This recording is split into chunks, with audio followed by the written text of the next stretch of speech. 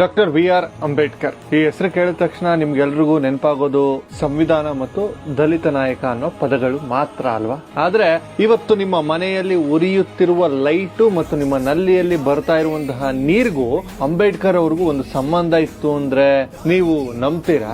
ಹೌದು, ನಾವೆಲ್ಲರೂ ಅಂಬೇಡ್ಕರ್ ಅವರನ್ನ ಕೇವಲ ಸಂವಿಧಾನ ಶಿಲ್ಪಿ ಅಂತ ಮಾತ್ರ ಓದಿದ್ದೀವಿ. ಆದ್ರೆ ಇತಿಹಾಸದ ಪುಟಗಳಲ್ಲಿ ಮುಚ್ಚಿ ಹೋಗಿರುವ ಅತಿ ದೊಡ್ಡ ಸತ್ಯ ಏನಂದ್ರೆ ಅವರು ಕೇವಲ ಕಾನೂನು ಪಂಡಿತರಾಗಿರಲಿಲ್ಲ, ಬದಲಾಗಿ ಭಾರತದ ಮೊಟ್ಟ ಮೊದಲ ವಾಟರ್ ಅಂಡ್ ಪವರ್ ಪಾಲಿಸಿ ಅಂದ್ರೆ ಜಲ ಮತ್ತು ವಿದ್ಯುತ್ ನೀತಿಯ ರೂವಾರಿಯಾಗಿದ್ರು. 1942ರಿಂದ 1946ರವರೆಗೆ ವೈಸ್ ರಾಯ್ ಕೌನ್ಸಿಲ್ ನಲ್ಲಿ ಲೇಬರ್ ಮಿನಿಸ್ಟರ್ ಆಗಿದ್ರು.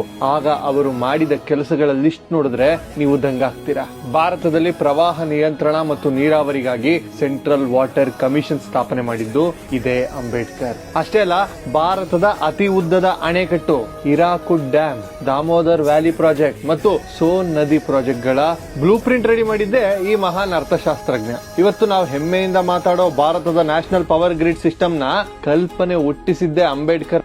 ನದಿ ಜೋಡಣೆಯ ಬಗ್ಗೆ ಮೊದಲು ಮಾತನಾಡಿದ್ದೆ ಅಂಬೇಡ್ಕರ್ ಅವರು. ಕೊಲಂಬಿಯಾ ಯೂನಿವರ್ಸಿಟಿಯಲ್ಲಿ ಎಕನಾಮಿಕ್ಸ್ ನಲ್ಲಿ ಡಾಕ್ಟರೇಟ್ ಪಡೆದಿದ್ದ ಆ ಮೇಧಾವಿಯ ಬುದ್ಧಿಮತೆಯನ್ನ ನಮ್ಮ ದೇಶ ಬಳಸಿಕೊಂಡಿದ್ದು ಹೀಗೆ. ಆದ್ರೆ ವಿಪರ್ಯಾಸ ನೋಡಿ, ಇಂಥ ಅದ್ಭುತ ನೇಷನ್ ಬಿಲ್ಡರ್ ನ ನಾವು ಕೇವಲ ಒಂದು ಜಾತಿಗೆ ಅಥವಾ ಒಂದು ರಿಸರ್ವೇಶನ್ ಚೌಕಟ್ಟಿಗೆ